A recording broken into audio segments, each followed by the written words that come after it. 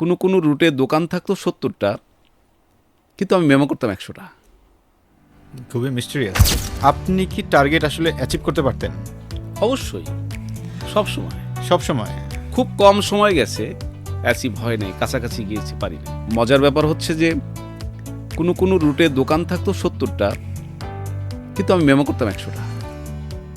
খুবই মিস্টেরিয়াস। 70টা দোকান কিন্তু ম্যাম জি। কিভাবে সম্ভব? আমি যখন যাইতাম কাগজে কলমে সত্যি সত্যি রুটের দোকান হয়তো 70টাই ছিল। তো আমি এই 70টার মধ্যে অনেক ট্রাই করতাম, 70টা কিন্তু মেমো হইতো না। ওখান থেকে হয়তো 50টা হইতো, 20টা মিস হইতো। কিন্তু এমন কিছু দোকানকে আমি দোকান মনে করতাম যেগুলো আসলে দোকান না। যেমন আপনি হয়তো বা মুদি মাল বিক্রি করেন, হ্যাঁ, তো যে কোনো একটা ছোট হয়তো বা চায়ের দোকানও একদম মুদি আইটেম বিক্রি করে আপনি সেখানেও কিচ্ছু না, শুধু চা বিক্রি করতেছে আর কিচ্ছু নেই তার কাছে, নাথিং এনিথিং। ওর কাছে গেছি, বোঝাইছি, কারণ ও তো কোনোদিন একজন সেলসম্যানের স্পর্শ পায় নাই, সংস্পর্শে কেউ আসে নাই। ওকে যখন 2 মিনিট পড়াইছি, পড়ে গেছে।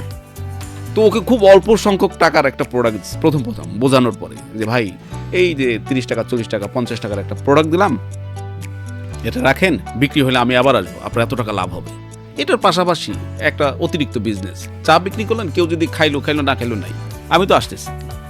তো আলটিমেটলি পরের সপ্তাহে যখন গেছি, যে দেখছি যে অর্ধেক অথবা তার চেয়ে বেশি সেল হয়ে গেছে, তখন আমি একটা সূত্র পেয়ে গেছি। ওকে আবার বলছি, ভাই দেখছেন তো বিক্রি হয়ে গেছে।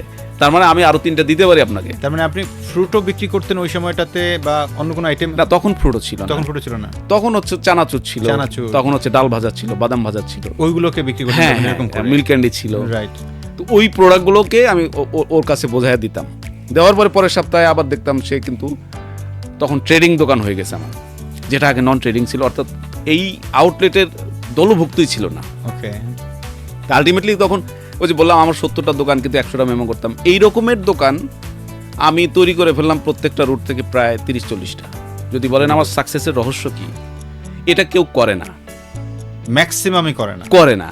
সো আমার একটা টার্গেট ছিল, ওই যে আমার টিএসএম বলছে যে তোমাকে হচ্ছে মানে ঘড়ি দেখে কাজ করা যাবে না, কাজ শেষ করে ঘড়ি দেখা যাবে না, তোমার সৎ থাকতে হবে, তোমার হচ্ছে প্রত্যেকটা দোকানে প্রোডাক্ট থাকতে হবে 3টা করে। তো আমার এই সমস্ত কাজের কারণে আমার টার্গেট কখনো মিস হয় নাই।